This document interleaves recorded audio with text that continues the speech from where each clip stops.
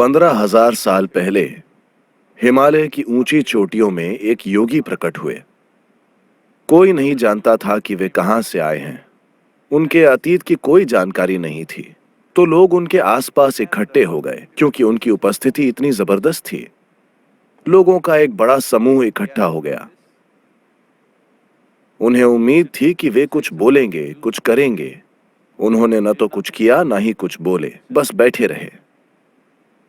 अगर मैं यहां 2 घंटे तक बस बैठा रहूं तो मैं कल्पना कर सकता हूं 15 मिनट में पिछली लाइन में बैठे लोग, और वे धीरे धीरे अब भी सिनेमा जा सकते हैं। चलो चले। अगर मैं 2 घंटे तक कुछ न बोलूं तो 90% लोग चले जाएंगे। अगर मैं 6 घंटे तक कुछ न बोलूं तो बस कुछ बहुत मजबूत लोग ही टिके रहेंगे, बाकी सब चले जाएंगे। यही उनके साथ हुआ। उन्होंने न तो कुछ किया, न ही कुछ बोले, बस बैठे रहे। एक दिन या एक हफ्ते नहीं, वे महीनों तक बस स्थिर बैठे रहे। सभी चमत्कार की उम्मीद कर रहे थे, कुछ नहीं हुआ, वे बस बैठे रहे। लेकिन वे एक बहुत बुनियादी चमत्कार नहीं समझ पाए, क्योंकि फिलहाल आपके शरीर की प्रकृति ऐसी है कि आपका अच्छा ध्यान रखा जा रहा है। आपने दोपहर में भोजन किया, शाम में शायद नाश्ता किया, और नींद न आने के लिए कॉफी भी पी, और शायद आपके बैग में भी कुछ है। कितनी चीजें हैं। इन सभी चीजों का ध्यान रखा जा रहा है, इसीलिए ये ठीक है। मान लीजिए हम आपको यहां 4 घंटे बिठा दें। सदगुरु, कम से कम पानी। ठीक है, पानी पी लो। पानी पीने के बाद क्या आप यहां बैठ सकते हैं? सदगुरु, ठीक है, वो करके आओ। सदगुरु, ठीक है, अगर ये अनुमति दी तो अगली चीज बिना अनुमति के बस हो जाएगी। या दूसरे शब्दों में, जिसे आप शरीर कहते हैं, वो बस प्रक्रियाओं की एक श्रृंखला है। जब आप उनका ध्यान रखते हैं, सिर्फ तभी ये ठीक रहता है। अगर आप ध्यान न रखें तो आप देखेंगे ये क्या मुसीबत है। जब आप शरीर का ध्यान नहीं रखते, अगर आप भूखे हैं, वो छोड़िए। लोग कहते हैं कि 1 मिनट कितना लंबा है, ये इस पर निर्भर करता है कि आप बाथरूम के दरवाजे के किस तरफ हैं। अंदर से कोई कहता है बस 1 मिनट, बाहर वो एक युग की तरह लगता है। ठीक है, क्योंकि शरीर की प्रकृति है। अगर आप इसका ध्यान न रखें तो ये बहुत बड़ी मजबूरी बन जाएगी और बहुत परेशान करेगी। पर वे बस बैठे रहे। उन्होंने न तो कुछ खाया, न पिया, न ही शौच गए, बस स्थिर बैठे रहे। लोगों को यह भी समझ नहीं आ रहा था कि वे जिंदा हैं या मर गए। उनके जीवित होने का एक ही लक्षण था कि रुक रुक कर उनके गालों पर परमानंद के आंसू बह रहे थे, वरना वे बिना हिले डुले बैठे रहे। तो बस 7 लोग रुके रहे।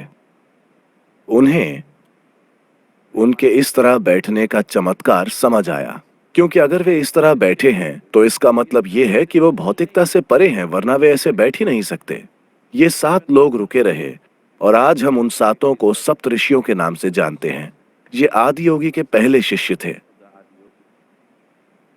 तो ये आदियोगी बस बैठे रहे, और जब इन 7 ने रुचि दिखाई, तब उन्होंने कहा, ये आपके लिए नहीं है, ये कोई मनोरंजन नहीं है। वे बोले, नहीं, हम कुछ भी करने को तैयार हैं। उन्होंने उन लोगों को कुछ शुरुआती तैयारी कराई। वे कई सालों तक तैयारी करते रहे। फिर एक दिन जब सूरज की गति बदल रही थी, अभी अभी हमने ग्रीष्म संक्रांति से शरद संक्रांति में प्रवेश किया है, 22 दिसंबर को।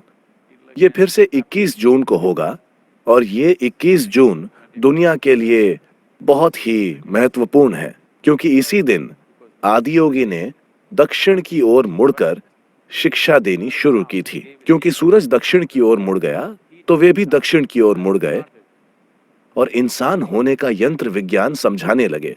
इसी दिन को सौभाग्य से संयुक्त राष्ट्र ने विश्व योग दिवस घोषित किया है, क्योंकि इसी दिन योग की शुरुआत हुई थी। इंसानी यंत्र विज्ञान को समझने की ये अद्भुत प्रक्रिया शुरू हो गई। ये सभी धर्मों से पहले की बात है, जब धरती पर कोई धर्म नहीं था। 15,000 साल पहले उन्होंने इंसान होने का यंत्र विज्ञान समझाया और कई पहलू सामने आए। उन्होंने 112 तरीके सिखाए जिनसे इंसान अपनी परम प्रकृति को पा सकता है।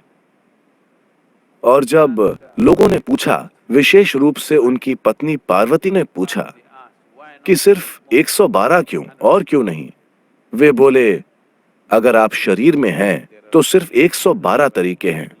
अगर आप शरीर से परे हैं तो इस सृष्टि में जितने परमाणु हैं उतने मार्ग हैं, अगर आप खोज करना चाहते हैं तो। लेकिन अगर आप शरीर में हैं तो सिर्फ 112 तरीके हैं। और पूरा योग विज्ञान आज भी यही मानता है, क्योंकि कोई भी नए तरीके नहीं ढूंढ पाया है। कितने ही योगियों ने लाखों अलग अलग तरीकों से खोज की है, लेकिन और कोई मार्ग नहीं है। इस शरीर में 112 तरीके ही हैं जिनसे आप वहां पहुंच सकते हैं। तो इसे कैसे तैयार करें, इससे अपनी इच्छा के अनुसार कैसे काम करवाएं? तो ये पूरा तंत्र विज्ञान आदि योगी ने कई सालों तक सिखाया और उन्होंने ये व्यापक ज्ञान दुनिया को दिया। और फिर इन 7 लोगों को 7 अलग अलग दिशाओं में जाने को कहा।